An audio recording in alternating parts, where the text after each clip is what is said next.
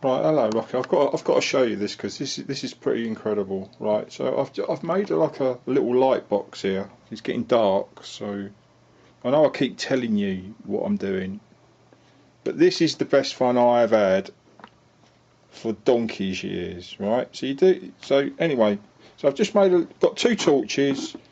Underneath there is like a pile of. I know you can. Hang on, I'm not looking at what I'm doing. Underneath there is like a pile of lids that I've used to diffuse the lids. These are lids off of these things, right? Off of these slides, right?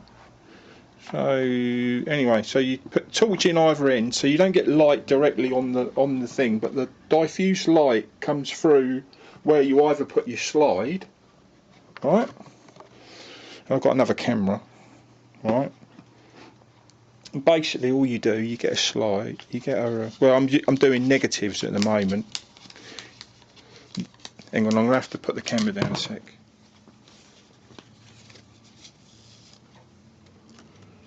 Right, so then on there I put a negative. Hang on, sorry, yeah, so on there I put a negative. I know it's obviously you can see that, right? And that, I reckon, is a photo of Tony Phillips. Now, bear in mind, I have not seen that photo of Tone. I believe, I'm guessing here, but I would say it's in the mid-80s. So imagine we're talking the thick end of 40 years here. So anyway, I take a photo with this camera, right, of that, basically, right? So I just take a quick snap, right? There it is, right? Photo. I put it in the computer, like you do, right? Yeah, and I'll show you. Right? So now I've got this set up on this GIMP thing, right? Now I'll go into this thing called file. It's very easy once you know how to do it, right? So I open another file, I've got a pack of files. I don't know what's coming up, right? I don't know, no, it's Gonzo again. I can see it's Gonzo. What I've done is I've taken some more close-up photos. So you see, that's a photo of this. Now watch this, right? So I go into this thing called colours, right? I go to a thing called invert, right, which is going to invert all the colours because it's in negative, right? I never understood photography, but I'm learning. Watch this, right? Ready? 1, 2, 3, bingo! Whoa! That is brilliant, isn't it? Now, obviously, I can play around with that. Once I've got that image, I recognise that fish. That's imagine I haven't seen this. So that is old. I'm telling you, that's Arthur Scargill, the carp, right? I don't know if you can see on the video, but there's the old where the tag was. I saw Al Stewart catch this fish when it was about, I don't know, it wasn't a double.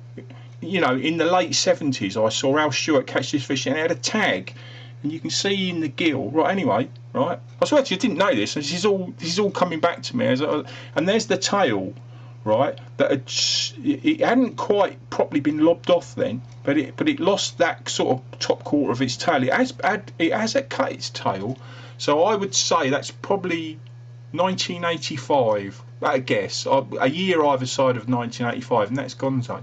But ain't that brilliant? You touch the thing and it all comes back to life. And obviously the colours are a bit washed out, but I can play around with this, and it needs cropping because you can still see, obviously, still see the film thing. But that is unbelievable, isn't it? That is absolutely unbelievable. I never even knew this was a thing. I'm having the best fun here. I'm not joking. This is.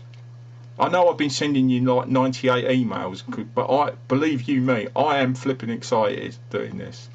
This is incredible. This is like time travel. Right. Anyway, all the best, matey. I'm going to send you this video because it will save me sending you all those emails. It saved me writing them out. It's actually quicker to do this, and I'll update this and I'll send this to you. But basically, once I've got them in that form, what I'm going to do is that I'm going to take close-up photos. This is about as close as I can get, unfortunately. And for now, what I have to do is I have to do a copy of that, and then afterwards I hope I'm going to find a way of playing around with it to sharpen it and increase the colours. The colours ain't too bad. They're usable. You know, still viewable, but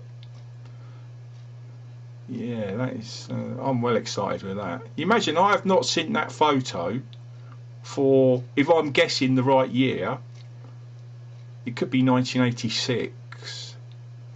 I'm just. I will know. I will know the year. I will be able to work it out. Oh, actually, I'll tell you what it could be. It could be a bit later than that, because what happened was Scargill lost its tail, lost the corner of its tail, and then it started to grow back. So it could actually be after 1985. It lost the corner of its tail in about 1984. Well, it was during the miners' strike, and that's why I called it half a Scargill, because it had a scar in its gill and it had half a tail. The top flap was completely cornered off. Some line had gone through it or something, and it had cut the fin into it was as if someone had done it with a pair of scissors.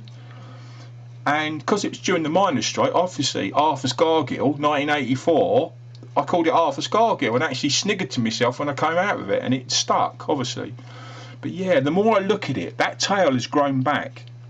This part of the tail here, what happened as the years wore on, the corner was missing, and then the tail grew back. So it could be 86, 87. You think I stopped fishing for which in 1987? So I would guess, looking at that, it's 1986 or 1987. But I will work all this out. I'm going to do lots of detective work, and I'm going to work this out.